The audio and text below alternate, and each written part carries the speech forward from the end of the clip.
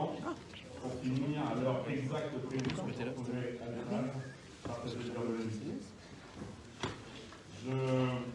Je suis vraiment heureux d'être là pour accueillir le sénateur Lopez qui arrive. Ça fait du bien de vous voir. Ça fait du bien de vous voir parce que ça fait 2 ans qu'on le faisait à travers une caméra et ce n'est pas des exercices les plus agréables et rien de tel que de se voir dans les yeux, de pouvoir discuter, de pouvoir présenter. Également bienvenue au sénateur Verzelen. Également, soyez bienvenue. Donc, je déclare ouverte l'Assemblée générale ordinaire de la Fédération des chasseurs de l'Aisne.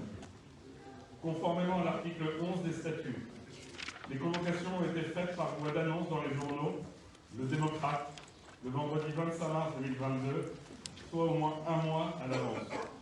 Pierre-Jean, tu vois qu'on est aussi attaché aux démocrates que tu es. Par ailleurs, une convocation a été adressée à chaque adhérent territorial, par mail le jeudi 24 mars 2022 ou par courrier, pour ceux qui n'ont pas d'adresse mail, le vendredi 25 mars 2022, soit au moins 1 mois à l'avance. Comme le stipule l'article 11 des statuts, il convient de désigner le secrétaire de séance. Et je vais demander à Benoît de Toret. Où es-tu, Benoît? Là. Là. Merci, Benoît, de te charger de cette fonction. Alors, ce n'est pas un cadeau cette année, parce que comme il y a des élections, tu seras obligé d'aller jusqu'au dépouillement, donc ça prendra un peu plus de temps. Je remercie les chasseurs et les adhérents qui sont nombreux à notre Assemblée générale et qui nous font l'honneur d'assister à nos travaux. Je tiens à saluer tous nos amis ici présents, les sénateurs Lefebvre, Verzelen, Madame la députée Bonneau, le député Craval qui est en cours d'arrivée, ainsi que le député Guy qui doit faire une apparition ce matin, mais qui a également un planning très chargé. Donc, Aude, tu m'as fait part de ton souhait de partir très rapidement parce que tu as beaucoup de choses à faire. Je te remercie de ta présence, même si elle est claire, c'est ton attachement à notre association. Je tiens à saluer l'ensemble des conseillers régionaux présents. Madame Nelly Janier-Dubry, conseillère régionale, représentante présidente du Défense. Merci Nelly.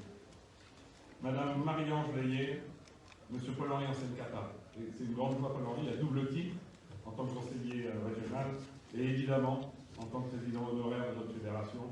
C'est une grande joie qui participe à tous nos travaux à chaque fois avec autant de fidélité.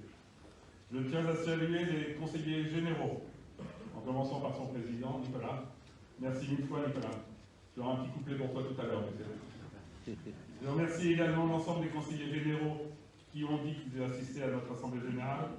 Madame Venet, Monsieur Lazaro et Paul Mougenot. Il y en a certainement d'autres, mais on n'était pas prévenus de leur visite, alors soyez les bienvenus.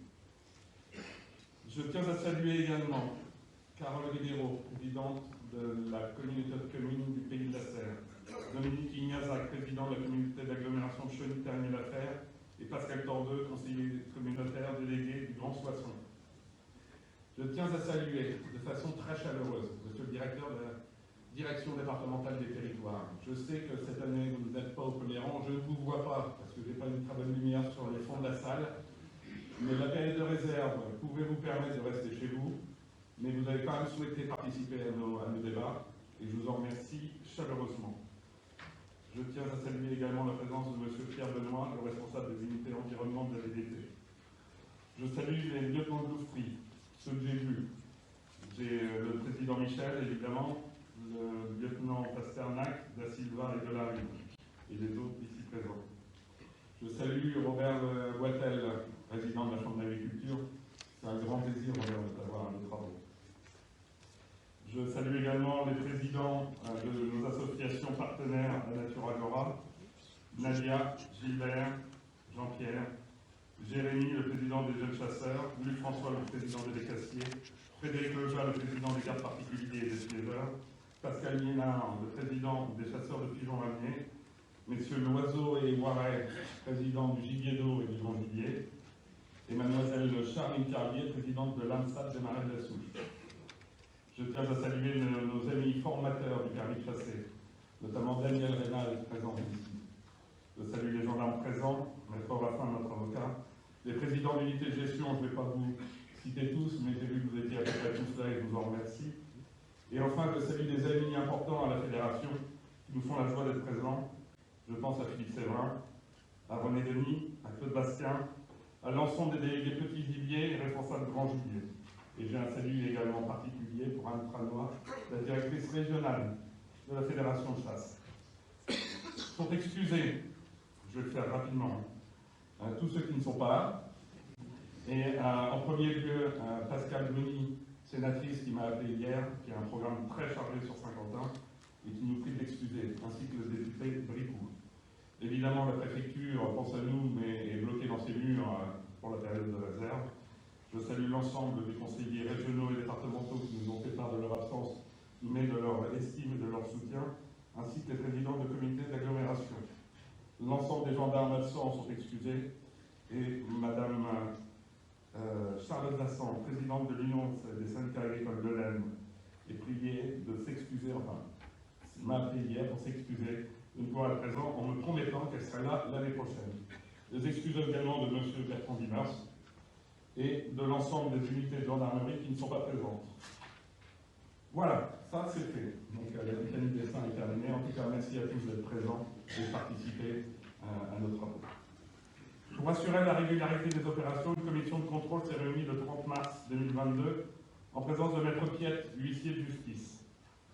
Elle a été chargée de valider les candidatures au poste d'administrateur, de contrôler les listes nominatives et numériques des droits de vote, de contrôler le pouvoir et un procès-verbal a été dressé. Conformément au règlement intérieur, votre conseil d'administration a décidé que les résolutions seront votées à main levée et que le vote des membres du conseil d'administration se fera à bulletin secret. Les opérations de vote doivent se dérouler sous le contrôle d'un huissier. Maître Floderel, huissier de justice à Lens, assume cette fonction. En conséquence, l'Assemblée générale est régulièrement constituée et peut délibérer valablement conformément à ses statuts. Je vous rappelle que pour le vote, le retrait des bulletins de vote se fait jusqu'à 10 h et que les opérations de vote auront lieu entre 10h50 et 11h30. On tâchera de respecter ce planning et nous respecterons ce planning. L'ordre du jour de notre Assemblée générale vous a été communiqué.